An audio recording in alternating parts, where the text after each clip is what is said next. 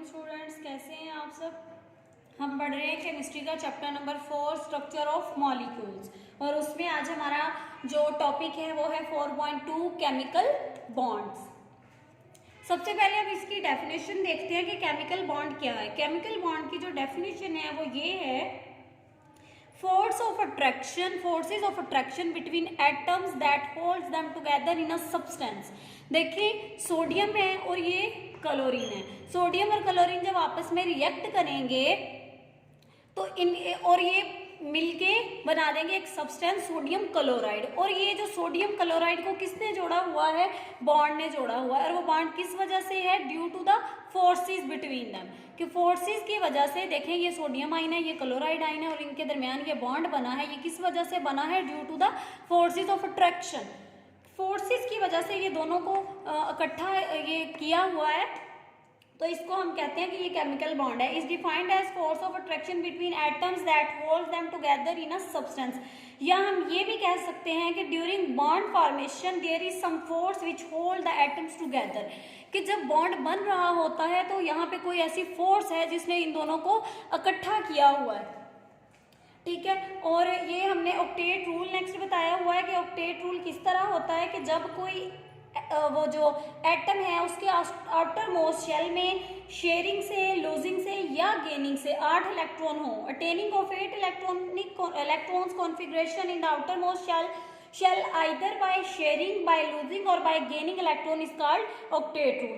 And this octet rule only symbolize that noble gases electronic configuration could be attained by atoms when they combine or react। और ये जो octet rule है वो ये symbolize करता है कि हम ये जो नोबल गैस के जैसे कॉन्फ़िगरेशन तभी हासिल कर सकते हैं जब कोई एटम्स जो हैं आपस में जुड़ते हैं या रिएक्ट करते हैं। मिसाल के तौर पर हमारे पास हाइड्रोजन और हीलियम है जिनके वैलेंस शेल में सिर्फ 1 इलेक्ट्रॉन है, तो वो क्या करेंगे, वो डुप्लेट रूल को फॉलो करेंगे। डुप्लेट मीन डबल टू, कि उनके आखिरी शेल में 2 इलेक्ट्रॉन है और हाइड्रोजन के पास 1 है, तो वो क्या करेगा कि 1 इलेक्ट्रॉन जो है वो दूसरे के साथ शेयर करके, तो उसके भी वैलेंस शेल में 2 इलेक्ट्रॉन होंगे और जिसके साथ वो कर रहे हैं, जैसे HCl की अगर हम एग्जांपल लें तो क्लोरीन के आखिरी शेल में 7 इलेक्ट्रॉन होते हैं और हाइड्रोजन के आखिरी शेल में 1 इलेक्ट्रॉन है। तो वो क्या करेगा कि अब जब शेयर कर लेंगे तो हाइड्रोजन को लगेगा कि इसके पास 2 इलेक्ट्रॉन है और